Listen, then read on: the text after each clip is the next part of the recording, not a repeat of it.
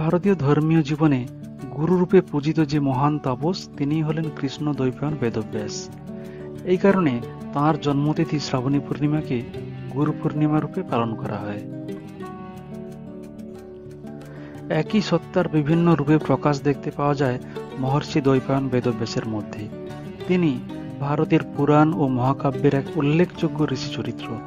শ্রেষ্ঠ মহাকাব্য মহাভারতের রচয়িতা তিনিই। মহাকাব্য কাহিনীর প্রতিটি সংকটময় মুহূর্তে তাঁর উপস্থিতি।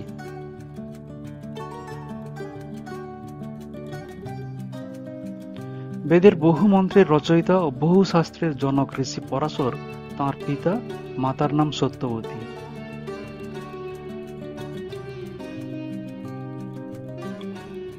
যমুনা নদীর একটি দ্বীপে জন্ম, তাই দ্বৈপায়ন। গায়ের রং কালো, তাই কৃষ্ণ দ্বৈপায়ন। আর অখণ্ড বেদশাস্ত্রকে গুণানুযায়ী বিভক্ত করেছিলেন, তাই বেদব্যাস।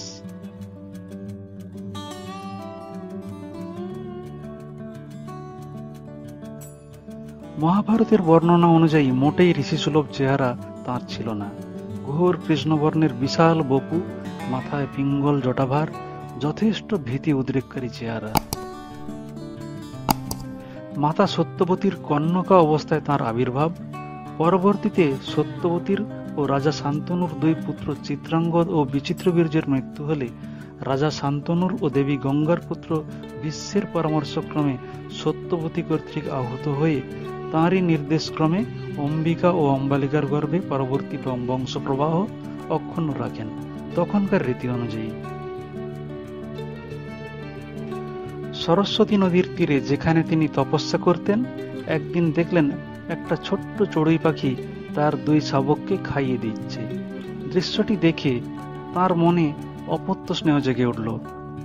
সে কথা নারদকে জানাতে তার সাথে অপ্সরা ঘৃতাচির বিবাহের ব্যবস্থা হয়। কালক্রমে ঘৃতাচির গর্ভে শুকদেবের জন্ম হয়। কুরুবংশে ধৃতরাষ্ট্র ও পাণ্ডুর জন্মদানের সাথে সাথেই বিশাল মহাভারত কাহিনীর প্রেক্ষাপটের সঙ্গে ওতপ্রোত জড়িয়ে পড়েন। তাঁর আশীর্বাদেই গান্ধারীর শতপুত্রের জন্ম হয়। তাঁরই উপদেশক্রমে প্রসূত মাংসখণ্ডটিকে শতখণ্ড করে গান্ধারীর শতপুত্রের স্বাদ পূরণ হয়। শতখণ্ড করতে গিয়ে একটি বেশি হয়ে পড়লে সেটিকে তার কন্যা রূপ দেওয়া হয়, নাম দুঃশলা।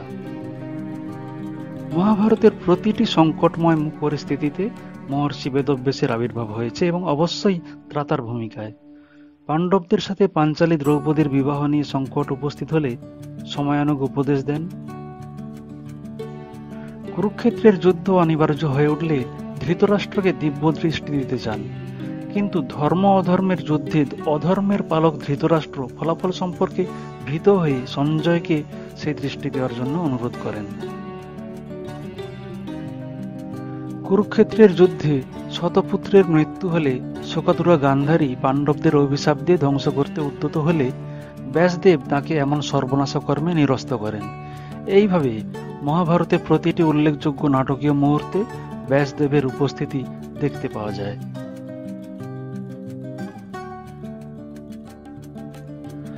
এ যেন নিজেরই সৃষ্ট এক জগতে বহু রূপে তাঁর নিজেরই জগৎ ও জীবনকে উপভোগ করার এক দুর্গেয় লীলা।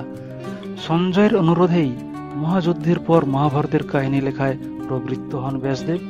কথিত তিনি মহাভারতের শ্লোকগুলি রচনা করেছেন মুখে মুখে, আর তা লিপিবদ্ধ করেছেন স্বয়ং সিদ্ধিদাতা গণেশ।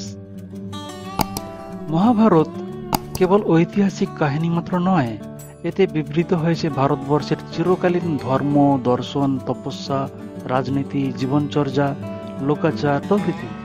আসলে সর্ব অঙ্গ ও প্রাণ নিয়ে সমগ্র ভারতবর্ষই বিবৃত হয়েছে মহাভারত কাহিনীতে। এই কাহিনীর বিশালতা ও ব্যাপ্তি তাই অনস্বীকার্য।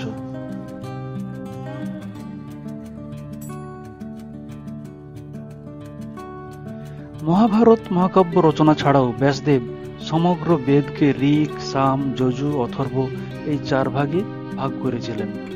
মহাভারতকে বলা হয় পঞ্চম বেদ। বেদান্তের রচয়িতাও তিনি। এছাড়া ভারতের ঋষিকুলে প্রচলিত সুপ্রাচীন কাহিনী সংগ্রহ করে 18টি পুরাণ ও 18টি উপপুরাণ রচনা করেছেন তিনি।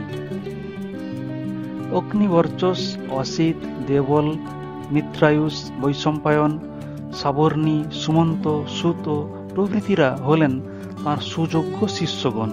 এছাড়াও নিজ পুত্র শুককেও তিনি শিষ্যত্বে বরণ করেছিলেন। শিষ্যদের তিনি বেদ ও মহাভারত শিক্ষা দিয়েছিলেন।